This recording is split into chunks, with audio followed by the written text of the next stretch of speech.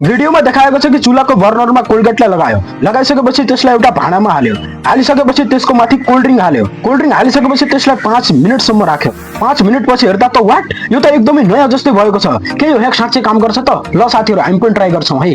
ल साथीहरु, यसलाई ट्राई गर्नको लागि मैले पनि ल्याइसकेको छु कोल्ड ड्रिङ्क, यो चुलाको बर्नर अनि यो कोलगेट।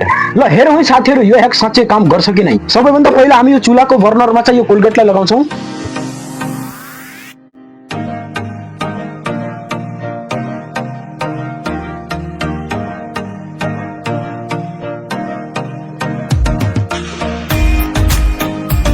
ल साथीहरु, मैले चाहिँ यसमा राम्रोसँग कोलगेटलाई लगाइसकेको छु।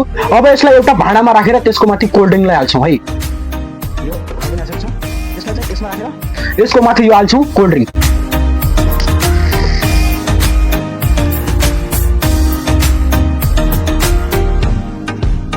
ल साथीहरु, मैले चाहिँ यसमा राम्रोसँग हालिसकेको छु कोल्ड ड्रिङ्कलाई पनि। अब चाहिँ यसले काम गर्न सुरु गरिसक्यो साथीहरु।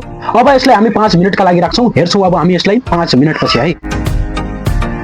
फाइनली साथीहरु 5 मिनेट कम्प्लिट भइसकेको छ। अब हामी यसलाई हेरौँ है, के यसले साँच्चै काम गर्यो त? ल साथीहरु, हेर्नुस् त, यसले अलिअलि कलर चेन्ज गरिसकेको छ।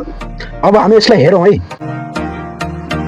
यसलाई चाहिँ अलि घिसारेर चेक गरौँ है साथी।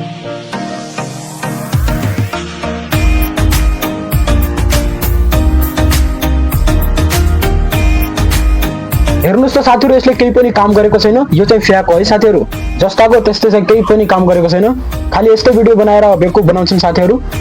ल साथीहरु, यसले चाहिँ तपाईहरु आफ्नो घरमा ट्राई नगर्नु होला, यो चाहिँ फ्याक भिडियो है साथीहरु।